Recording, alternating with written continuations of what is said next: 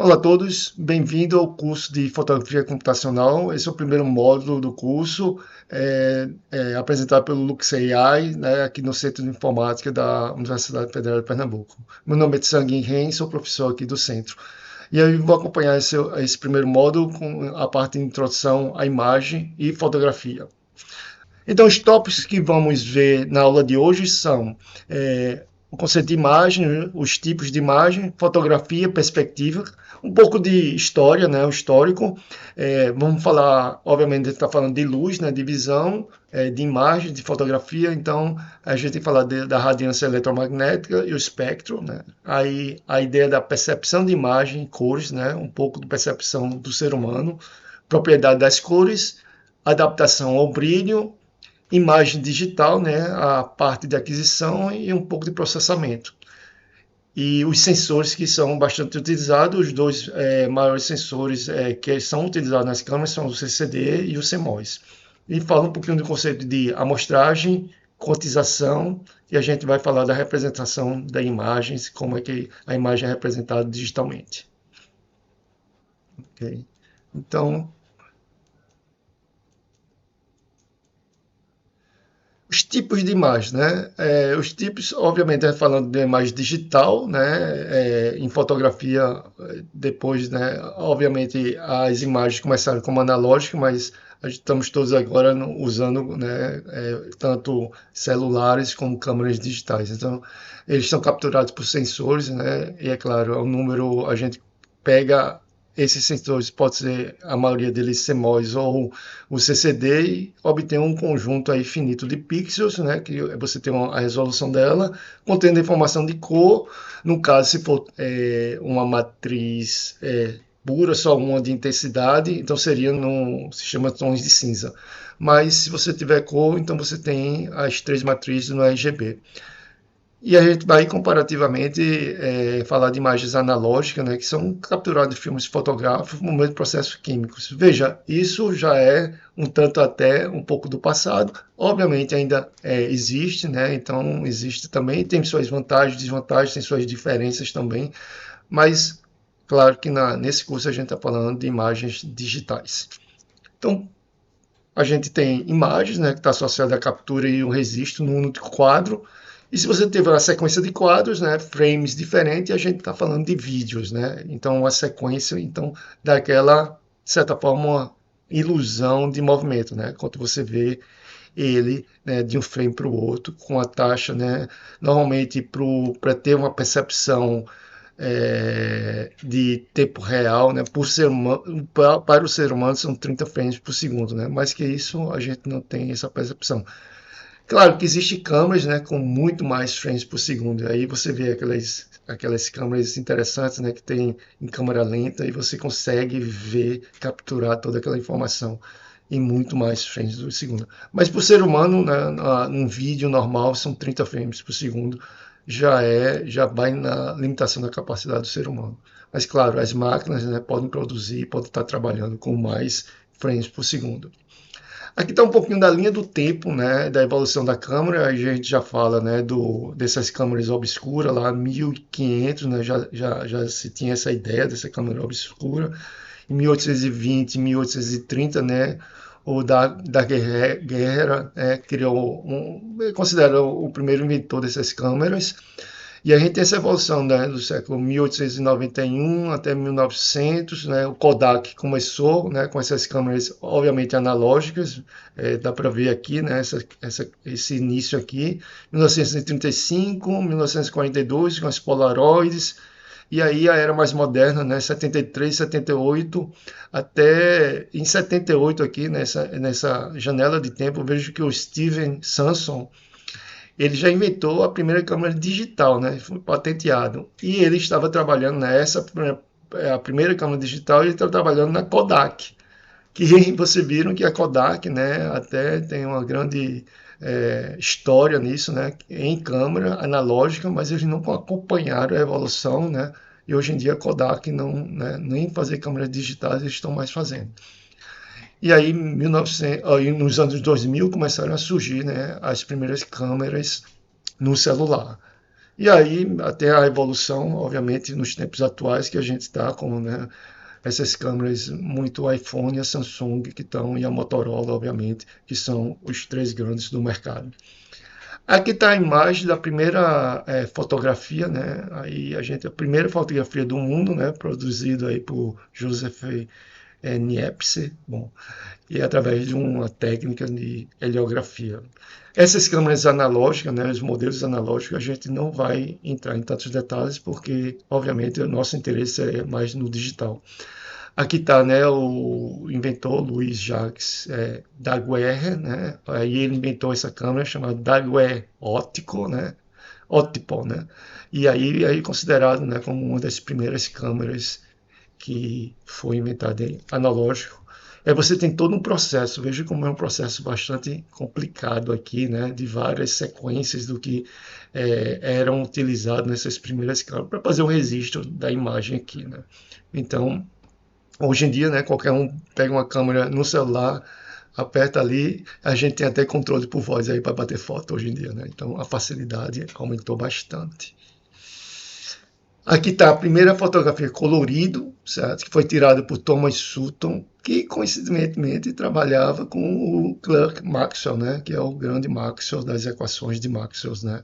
Então, ele é uma composição, aí como no RGB, né, em preto e branco para cada, né, faixa, então ele tinha esses filtros nessa região do espectro do vermelho, verde e azul, que a gente conhece como RGB, né? Então aí está a primeira foto colorida. Aqui tem um pouquinho de histórico também das perspectivas, né, das grandes fotos aí interessantes, esse da pirâmide, né, 1880 já se tirava essa foto do Egito. Veja o tamanho dessa câmera, né? Isso aqui é uma pessoa aqui dentro, né? 1900, a fotografia, a primeira lente teleobjetiva, certo? Aqui em 1922, a gente já tem a primeira, né, que é considerado, né, em 5 tons de cinza a imagem digital. Em 1929 já tem uma transmissão de 18 tons. E aí, em 1964, né, com o advento aí do computador, realmente, obviamente aqueles computadores enormes, né, que tomavam sala nisso, né, com a imagem da Lua. Em 1963, 66, certa primeira imagem da Terra a partir de uma sonda, né, da Lua. E aí na era mais moderna, né, 1999 até 2021, né, aí a gente vê aqui, né, aqui está uma câmera celular, né, da Google Pixels e tudo vai para o digital, né? O primeiro iPhone aqui, 2007, ok? E aí imagem, né? Teve todo esse avanço aí com redes sociais. Quando a gente fala de imagem, de fotografia, obviamente a gente tem que entender luz, né? E a luz a gente fala de radiação eletromagnética. Então aqui tem, né, o espectro todo e para a gente, nós seres humanos, a gente está falando de uma região do espectro bem pequeno, né, que é a região visível, né? Mas lembrando, as câmeras podem, né, ultrapassar essa região. Claro, quando a gente fala de fotografia, né, restritamente, a gente fala no espectro visível, né? Mas para aplicações de visão computacional, processamento de imagem e outros tipos de aplicações, né, a gente pode usar toda a faixa do espectro de frequência, né? E muito mais, né? Porque até tem outras formas também, né, de obter imagem transformando, né? Então, aqui está o resultado de uma imagem, depende da quantidade de fótons, obviamente, recebido. Aí, quando tem muito poucos fótons, aqui 3.000 fótons, você basicamente não vê quase nada. E aí vai aumentando até ter uma imagem relativamente, né, boa, que a gente consegue ver, com aqui, né, 30 milhões de fótons, né, uma estimativa. Aí você vê a quantidade de fótons, a gente traduz para energia e luz que está incidindo aqui. Então, a gente tem toda a faixa de espectro, né, de radiação eletromagnética, né, do espectro aqui, desde o raio gama, né, até o raio X, ultravioleta, infravermelho, e a gente pode, né, claro, dependendo do sensor, a gente vai ver, né, a informação, no caso, vai ser um pouquinho diferente. E temos também situações que não são, né, na faixa do espectro eletromagnético, né? Sonar ou ultrassom, certo? A gente pode transferir, né, esses dados que vêm de som, né, para uma imagem também, ok? Aqui tem um espectro visível, e aí nessa faixa de frequência, certo? Essa aqui é a radiação solar, e aqui é interessante que ele mostra a absorção pela atmosfera, certo? Então, a gente está falando do espectro visível aqui entre 380 a 780, né, nanômetros.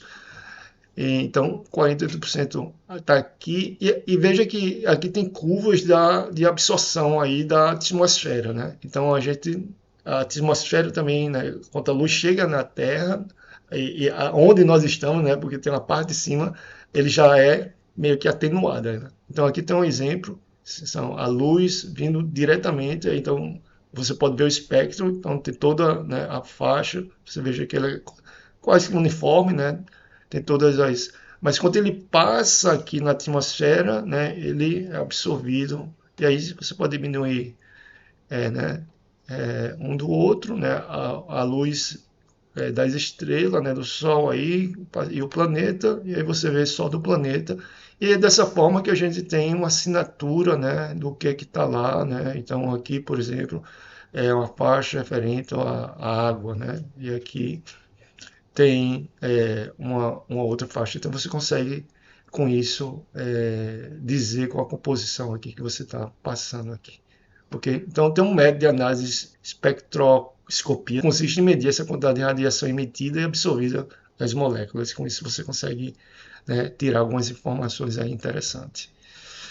No espectro visível, né, quando a gente fala de sensoriamento remoto, a gente está falando disso, são câmeras, né, que vai, né, para uma faixa de espectro, né, que vai também para o infravermelho, e aí compõe essas imagens aqui, né. Então é muito mais. Então, quando você fala de imagem hiperespectral, né, você tem uma faixa maior do que a faixa da luz visível.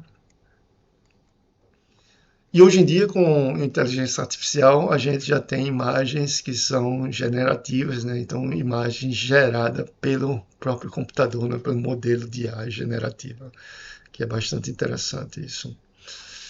Bom, novamente, aí a gente pode falar da parte física, né, do sinal, mas também tem a parte, vamos dizer, perceptual, visual, que está mais relacionado com como o ser humano percebe, né? Então a gente tem algumas definições como cores frias, né? Então está associado, né, à ideia de grupos de cores frias, então associado mais ao azul, violeta e ao verde, que a gente chama. Cores quentes, então esses grupos aí estão associados mais ao vermelho, laranja e ao amarelo. As cores neutras, né? Então acinzentado, marrons e pastéis. Aí curiosamente você vê aqui, né? Então, veja que essa região aqui é de menor energia, essa é a região de maior energia, né? Então, as cores fria e quente é muito mais uma questão perceptual, ok? Então, né, as cores percebidas são determinadas, né, pela luz refletida, obviamente, né? Então, tudo que a gente está vendo, né, se você está numa sala ou tem uma luz, uma lâmpada, e a gente está vendo uma mesa, por exemplo, você está vendo o reflexo, né, da luz. A não ser que o objeto tenha luz própria, né? Aí ele tem biofluorescência, por exemplo, tem animais que produzem a própria luz, e aí você está vendo aquilo ali. Mas se não, são reflexos. Tem a ideia, né, da luz acromática ou monocromática, então seria uma luz sem cor, só os tons de cinza, né, a intensidade. E a fonte de luz pode ser, né, a gente vai falar com mais detalhe, tem a descrição de radiância, luminância e brilho, né, os três componentes aí. Bom, claro, nós temos nosso sensor, né? Não somos uma câmera CCD ou uma CMOS, mas somos algo até um tanto sofisticado aqui, né? Então tem todos os componentes aqui, né? Como uma câmera, na realidade, tenta imitar, né? O aparato aí da visão humana, né? Então você tem a pupila, tem a lente, né? E aí tem a retina, onde a luz, né, é capturada aí por algumas células. E aí a gente vê, né, a percepção de cores, né, a gente pode observar esse percurso aqui, né. Veja que tem essa parte aqui, né, que é os nervos ópticos, né. Então, e aqui estão, né, a parte das células que são fotorreceptores, né. Então a gente tem dois tipos de células, cones e bastonetes. E essa informação, né, a luz vem por aqui, parte e vai para dentro do sistema. Então tem o sistema visual da gente, né, diferente de uma câmera normal, que só tem um tipo de sensor, né, a gente tem dois tipos de células que têm uma característica, né, bastante diferente. Claro, tem toda a parte de visão humana, né, obviamente o sistema biológico, né, nós como ser humano, mas você tem animais que têm toda uma característica um tanto diferente, né, a faixa de frequência que um cachorro é capaz de perceber diferente de uma águia ou de nós também, né? Então, a visão aqui, né, é viabilizada, né, pela distribuição, né, de receptores de luz sobre a superfície da retina. E aí a gente tem dois tipos de células, né? Cones são altamente sensíveis a cores e se posicionam na região central da retina. Então, cada uma conectada a uma própria fibra nervosa, né? Aí proporciona a distinção de pequenos detalhes, é aquela né, visão focada que você tem, né?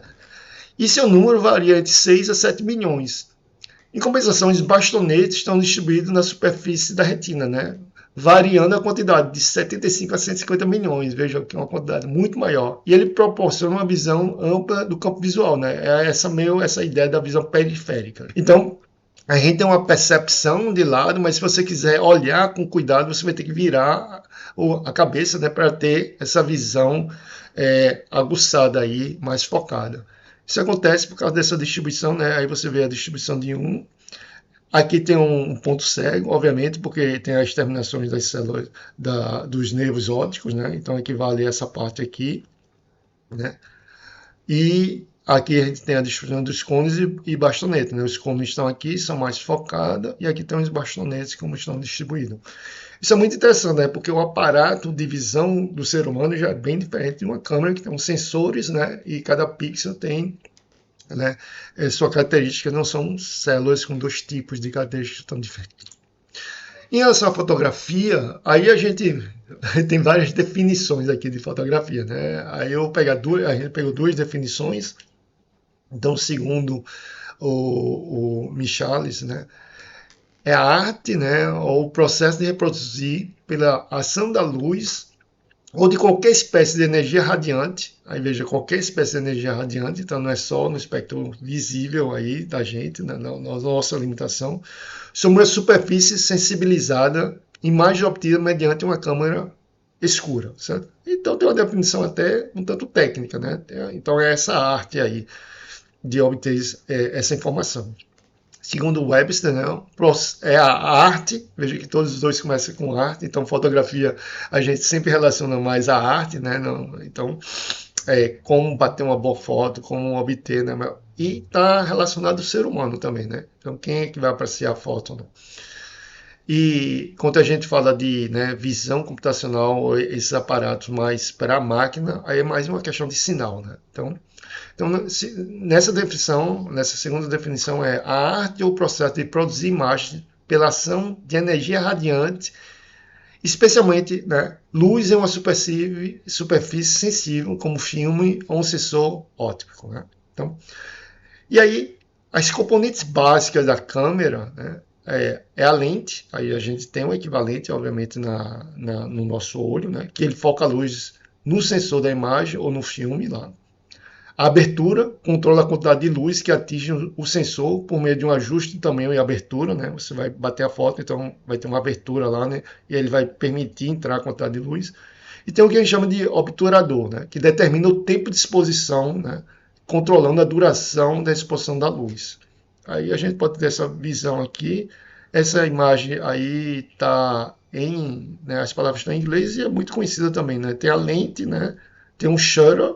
Então ele fala, né, velocidade do shutter, então ele vai controlar aqui. E tem um aperture, né, que é a abertura. E aqui ele tem um CCD, mas pode ser um CMOS, e aí com uma imagem é formada aqui na câmera. Bom, algumas propriedades das cores, né? São três propriedades muito importantes, né? Que eles são definidas uma como a matiz, né? Que é a cor que realmente a cor que vemos, né? Então vermelho, azul, né? Então tem essa mudança de matiz a gente pode ver. A saturação, né? Que especifica a pureza em termos da mistura do branco, certo? Então a mudança de saturação você vê, né? Que vai. E o brilho, que especifica um componente acromado, que é uma quantidade de luz emitida ou refletida, né? Então uma mudança de intensidade aqui. Então, em percepção visual, né, a gente, né, o conceito de brilho está ligado, né, na nossa percepção, obviamente, porque quando a gente vai para a câmera e você vai para sinais, são todos, isso é toda a região aqui vai equivaler a um valor, né? Então, numericamente, a gente não, mas o ser humano tem uma percepção um pouco diferente já pela, vamos dizer, pelo aparato biológico, né? Então, aqui, por exemplo, né, a capacidade, né, do sistema visual humano para discernir diferentes níveis de cinza, né, claro que vai ser um elemento crucial aí de apresentar os resultados da imagem. E a gente tem um aparato, né, bem individual, né? Então, tem pessoas que percebem também cores, a quantidade de cores de uma forma diferente, a sensibilidade é diferente. Tanto é que a gente precisa de correções também, né? Pessoas que usam óculos, pessoas que não usam óculos, né? Então, essas percepções têm, obviamente, diferenças individuais, mas tem o que é a percepção em comum também, né? Aqui tem uma imagem, né, que a gente tem uma percepção, dependendo desse valor aqui, se estiver mais escuro ou mais claro, a gente tem a percepção de talvez aqui ser um pouco mais escuro, que esse aqui parece ser mais claro, né? Mas é por causa dessa percepção, né, dos pontos vizinhos também, né? Então, aqui tem esse efeito Marsh, né? Aí o olho tende a subestimar ou superestimar a intensidade próxima, né? Então, aqui a transição, né, é dessa forma. Se você pegar o número, o valor numérico, é dessa forma. Mas aqui a gente tem uma percepção, né, que aqui tem ou um pouquinho mais baixo, né, um pouquinho mais alto aqui nessa transição, né, tem um pico aqui, né, que parece imediatamente. Então nossa percepção é um pouquinho diferente nos valores numéricos também. Então, e isso fica mais claro, né, que quando a gente faz né, a percepção, a gente tem um teste, né. Então esse I aqui é um valor da iluminação, mas aqui é I mais delta de I. E veja que o número de nível de iluminação aí está alocado aqui para aqui é o delta de I sobre o I e aqui é o log de I, certo? Logo dessa razão aqui. Veja que isso não é, certo, uma curva linear aqui, né? É a percepção. Então essa razão, ou ele chama de contraste de Weber, certo? Então não há percepção, isso não vai linearmente aí. E outro fato curioso, né, da nossa percepção, né, a gente pode jurar que tem um quadrado aqui, né, mas é um quadrado meio que negativo, né, a gente pode jurar que tem um círculo aqui, né. Aqui, nossa percepção, né, a gente acha que talvez isso aqui, nessa reta aqui, é maior que essa daqui, mas são iguais. E essas outras retas aqui são todas em paralelo, mas como tem esses traçados aqui, a gente pensa que não estão em paralelo, mas elas estão todas em paralelo. Então, existem sempre essas ilusões, né, de óticas que são bem curiosas. Essa aqui também, né, a ilusão da grelha cintilante, né, que é bem curiosa. A gente pensa que tem uma bolinha preta ali e tá, fica se movendo ali, cintilante.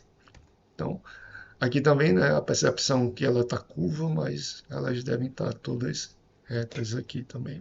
Então, tem várias impressões, ilusões, né, de ótica. Quando a gente vai para a imagem digital, né, claro, aí você tem, né, a imagem no mundo real, é contínuo, você tem uma câmera, né, e aí ele vai transferir isso do analógico para o digital e você vai ter sua imagem digital.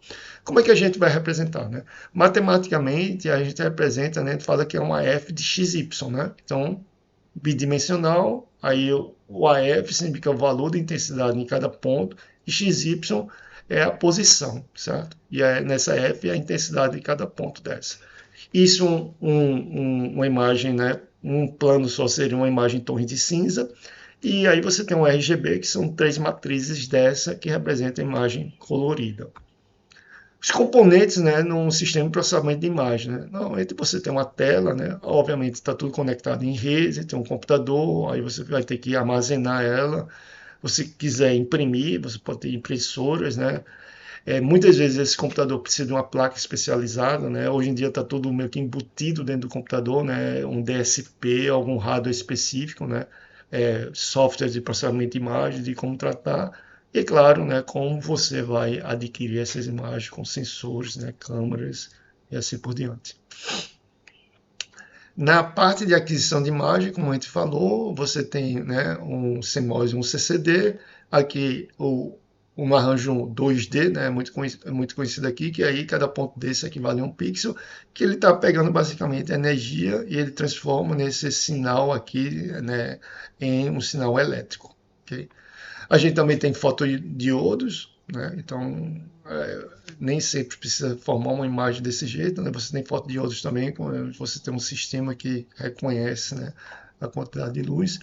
E vocês têm arranjos lineares, com uma impressora, um scanner, é um arranjo linear, né? Então, aí aqui a gente tem, né, os dois tipos, né, mais conhecidos aí de sensores, o CCD e o CMOS, né? Então, uns têm vantagens e desvantagens em relação ao outro, obviamente. Vamos listar aqui. CMOS geralmente consome menos energia, né? Então melhora, obviamente, melhora a duração da bateria. O CCD tende a ser mais nítido e menos ruidoso. Também tende a ser mais sensível a condições de pouca luz, né, comparado ao CMOS. O CMOS tem menor custo comparado ao CCD, certo? Mas aí a tecnologia que existe agora tem um SCMOS, né, que foi lançado na tecnologia, o S significa Scientific CMOS, né, que é capaz de fornecer, né, baixo ruído, alta velocidade e um grande campo de visão, tornando as câmeras SCMOS ideais para uma ampla gama de aplicações, desde a astronomia, né, você tem o Hubble telescópio com microscopia, né, que aí você vê que tem um avanço muito grande, né, a área de microscopia na área médica também é isso. Esses sensores digitais, né, a maioria são desse formato aqui, ele forma uma imagem, né, mas cada ponto aqui forma, né, um pixel ou em R, ou em G, ou em B, certo? O RGB, né, verde, vermelho ou azul. Então ele não compõe as três matrizes. Isso é uma imagem de Bayer que eles chamam. Depois você tem que compor as imagens de três matrizes. Veja que no analógico não é assim, né? Então cada ponto ele pode ter, né, os três valores da RGB, né? Então no filme. Mas já existe, né, uma tecnologia aí. Obviamente tem vantagens e desvantagens entre as outras que faz, né, esse Foveon aqui imita como um filme analógico faz, né? Captura aqui em RGB, né? Normalmente, né, muitas câmeras ainda se usa esse formato Bayer aqui, que a gente vai ver ao longo aí do curso, né, porque é muito utilizado, então tem até uma transformação disso para a matriz RGB, ok? Na parte de aquisição de imagem, né, aí, claro, a gente está no digital, a gente não vai se preocupar muito ao longo do curso, né, a gente vai tomar uma imagem digital, certo? Mas só para ter uma ideia, né, claro, eu tenho o meu objeto no mundo real, eu vou ter que ter um sistema de imagem, uma câmera, e aí para poder ver esse objeto, obviamente, tem que ter uma luz, né? Então é uma fonte de energia, pode ser o sol, pode ser uma lâmpada da sua casa ou várias lâmpadas, né? Então tem isso aqui, tem um elemento da cena, tem o nosso sistema de imagem, e aí ele vai ter uma projeção aqui, certo? Para, né, o plano da imagem que é digitalizado, certo? Então uma foto, isso acontece. Com o modelo de imagem, né, um modelo mais simples, né? Então a gente tem que uma imagem, né, ou um valor mínimo é zero, né, não tem energia nenhuma, ou o valor máximo seria infinito, teoricamente, né? Então a energia, a quantidade de energia seria infinito. A gente define essa nossa imagem como uma f de xy e ela é composta de dois componentes. A i de xy, né? Então esse xy aqui é a posição e a r, certo? Aí é a iluminação, então a quantidade de luz incidida. Então, teoricamente, pode ser de zero a infinito, a quantidade de energia que incide ali, certo? É a luz incidindo na cena observada. É determinada pela sua fonte de luz. Então, você tem um sol e aí vai, uma lâmpada. A reflectância, obviamente, vai de 0 a 1, né? Ou ele absorve tudo, né? Não reflete nada, ou ele reflete tudo, certo? Então, a quantidade de luz refletida pelo objeto da cena, né? É determinada pelas características do objeto. Então, por exemplo, você tem um objeto que você está vendo ele verde. O que acontece? Ele absorve os outros, a outra região do espectro e só reflete a região verde. Por isso que você vê verde, né? Então, a ideia é essa, né? Então, tem a fonte, né, que ele vai e joga, e aí o que você vê é a reflectância. Claro, aí a gente pode definir no discreto um valor mínimo e máximo, normalmente um mínimo é zero, né, e o máximo vai depender do seu sensor, né. Então a gente pode falar, né, de 8 bits, 2 elevado a 8, 256 ou normalmente a gente vê, né, o olho humano consegue perceber até 2 elevado a 32, né? Então depois disso não adianta. Claro, depende, já é provado, já é mostrado, né, tem algumas pessoas que têm uma percepção de cor muito mais apurada que outras pessoas, sabe? Claro, quando a gente está no analógico, a gente vai pegar essas imagens, a gente vai ter que quantizar, certo? Então, isso aqui são processos típicos de processamento digitais de sinais, certo? E a gente, né, vai ter que usar um conversor analógico digital, né, que quantiza, né, a onda está assim, ele vai, né, dependendo né, do seu delta ali, vai obtendo alguns pedaços aqui e vai para o digital. Então, essa conversão, né, do analógico para o digital. E ele vai tirar amostragens, né? Então, amostragens. Então, aqui está um exemplo. Então, imagine que tem uma imagem contínua. Aí, nesse ponto A, B, então a intensidade dele aqui, né, é branco, então está lá um valor alto, né, muita energia. Aí ele vai para esse ponto aqui que é preto, aqui, e ele vai, né, ter um gradiente de iluminação, ele sobe, depois fica mais escuro, e até chegar a esse ponto aqui fica branco, né, então ele sobe novamente. Então, esse seria, vamos dizer, mais ou menos a representação no contínuo, mas a gente vai discretizar, né? Porque vai no digital, então vai pegar só pedaços disso aqui, né? Amostras, né? Amostras. Então, a gente faz a amostragem do sinal. E é isso que a gente, né? Vai ter uma varredura e você vai pegando a amostragem. Então, claro, a amostragem, né? O grid aqui mostra, né? Então, esse é o pixel, que é a unidade mínima aí, né?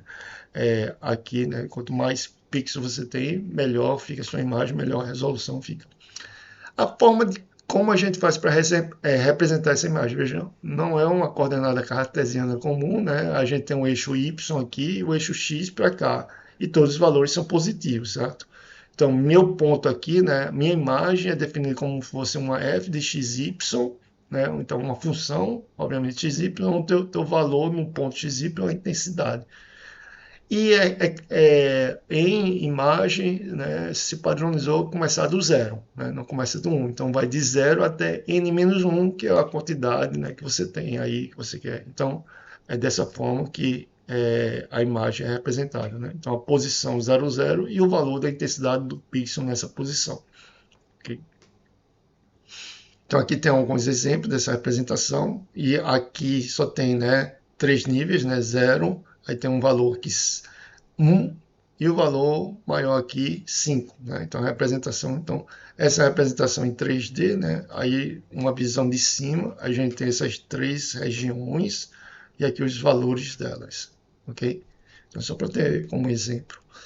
Aqui está, né, um caso típico, né, a imagem em tons de cinza, então tem um valor entre, aqui está quantizado entre 0 a 255, né, o branco seria 255, e aí, é claro, você pode binarizar, né, então você pode passar um limiar e esse valor abaixo desse limiar é 0 e acima desse limiar é 1, então você binariza, né, a sua imagem fica dessa forma. Então tem processos, né, a gente vai ver ao longo do curso, que faz isso, que é bastante comum. Algumas outras definições são importantes.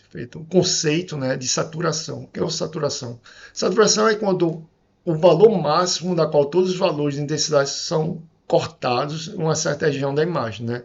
Então a região satura, né? Porque a gente atinge, né, o nível máximo que o sensor é capaz de representar.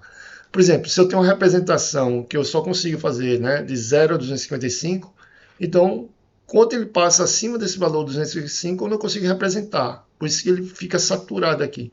Então, se o valor, se a gente tivesse um sensor, fosse mais sensível e o valor fosse 300, aí eu deveria conseguir representar. Aqui eu não consigo porque o valor máximo é 255. Então, 255, 300 ou 1000 vai ficar tudo igual, né? Vai tudo bater no teto, que vai ser 255. Aí a gente tem essa percepção que saturou a imagem. Né? E também, né, a gente vê que é comum, né, existe ruídos visíveis. Né? Nesse caso, né, ele apresenta como padrão de textura granulada aqui. Você vê que tem um ruído aí. Certo? Quando satura, né, então essas câmeras também tem, obviamente, tem variações térmicas lá, são sensíveis à temperatura, você pode aparecer ruídos aí. E aí vem a ideia do conceito de faixa dinâmica, né? Aí o conceito de faixa dinâmica é isso, é quanto você consegue, certo, mensurar, né, é de 0 a 55. Ou eu tenho um sistema, um, um sensor que é maior, vai de 0 a 1000, 0 a 2000 e aí vai, né? Normalmente são, na verdade não vai ser números assim fechados no 1000, 2000, vai ser 2 elevado ao número, né? Então, hoje em dia o comum é 2 elevado a 32, porque além disso o ser humano não vai perceber, né, essa diferença de tom. Então, muito se limita ali, né? Então, temos a capacidade de hardware aí que chega. Mas, claro, em termos de quantização, aparelhos, né? Então, sistemas de detecção tal seja mais interessante, tem uma quantização melhor, então, e pode fazer com que a gente obtenha mais informação. Mas essa ideia de saturação é bastante importante aí. E aí, uma representação de imagens, a gente pode calcular mais ou menos, né, a quantidade de bits aí que você vai precisar para armazenar, né? Então, a gente faz, né, largura e altura, aí vai ser sempre um número, né? Está no digital, 2 elevado a n ou 2 elevado a k aqui, né? A quantidade de níveis de cinza, né, que a gente está falando, né? Então, 2 elevado a o quê? Aí, por exemplo, 8 aqui, né? Então, são 32. E aí, como a gente falou, o limite do ser humano aqui é considerado 32, né? E aí, fazendo essa conta, né, esse M aqui vai ser, né, o número de bits da resolução. E se você calcular aqui, então a gente pode pegar uma imagem, por exemplo, uma imagem 1024 por 1024, né? Então N e M são iguais, né? Então fica um valor só, 1024. Com 8 bits, 8 bits aqui vai dar meio que 0,255 tons de cinza, né? Vai precisar de em torno de 1 mega aqui para você conseguir armazenar isso aí. Então é só para ter uma ideia, né, de como esses cálculos. Hoje em dia a gente tem câmeras, né, que tiram imagens, né, com aí megapixels aí, então a evolução, né, da capacidade da câmera e a capacidade de armazenamento, né, isso vem evoluindo muito rapidamente. Bom, na representação da imagem, né, eu posso ter a imagem 1024 por 1024, aí tenho essa rosa bonita, e aqui está a percepção que acontece quando eu diminuo aqui, eu só tenho 512 por 512, então eu tenho menos pixels, né, para representar isso aqui. É claro que eu vou perdendo aqui os detalhes, 255, 128, 64 até 32 por 32, que eu quase não consigo ver, né, aqui, né. Então, imagens de tamanhos diferentes, porém aqui a gente tem a mesma quantidade de torres de cinza, né. Aí eu posso, né, variar aqui, né? Então aqui o efeito da redução da resolução espacial. Então eu tenho o que a gente chama de undersampling. Essa imagem aqui é 1024 por 1024. Aí eu peguei o mesmo tamanho aqui, mas os pixels aqui vão estar representados de uma forma maior, né? Então 512 por 512, a gente já dá para perceber, né, que ele perde aqui. Aqui está em 256 por 256, 128, 64, 32 por 32. Então os pixels são bem grandes aqui, né? Então é claro que você vai precisar de muito menos, né? A quantidade de informação é muito menor, né? Então você consegue armazenar um espaço muito menor aqui nesse caso. E aqui está a variação aqui na quantidade de números de tons de cinza, né? 256 até, né, 2 é binário, aí você vai aumentando 4, 8, 16 até 256 tons, né, de cinza aqui para você fazer a representação, né? Então tem essa variação, ok? Aqui está a representação dessa imagem, só para a gente ver que, né, aqui nessa linha superior à esquerda, da esquerda para a direita aqui, né, as imagens originalmente com dimensão 128 por 122, 64, 32 por 32. Aí o que ele faz aqui? A gente pode usar, né, uma interpolação dos níveis de cinza dos vizinhos mais próximos. Veja que essa interpolação, né, são as imagens na parte de baixo. Então, existe vários tipos de interpolações também, né? Bicúbica e aí então a gente consegue hoje em dia com técnicas, né, de usando aprendizagem de máquina, né, deep learning principalmente, recuperar imagens daqui e tentar recuperar uma imagem a esse nível aqui, certo? Então existe técnicas específicas para fazer isso hoje em dia. Aqui é com uma técnica de que é uma interpolação simples, pura. Veja que o resultado talvez fique melhor que aqui, mas ele perde algumas informações. Mas hoje em dia, né, com essas técnicas de aprendizagem de inteligência artificial, a gente consegue resultados bem melhores. Então, É isso, pessoal. Esse foi o primeiro contexto que a gente quis mostrar, né? A parte fundamental. Agradeço muito pela sua atenção. E a gente, né, depois no horário, a gente vai tirar todas as dúvidas que vocês vierem a ter. Muito obrigado.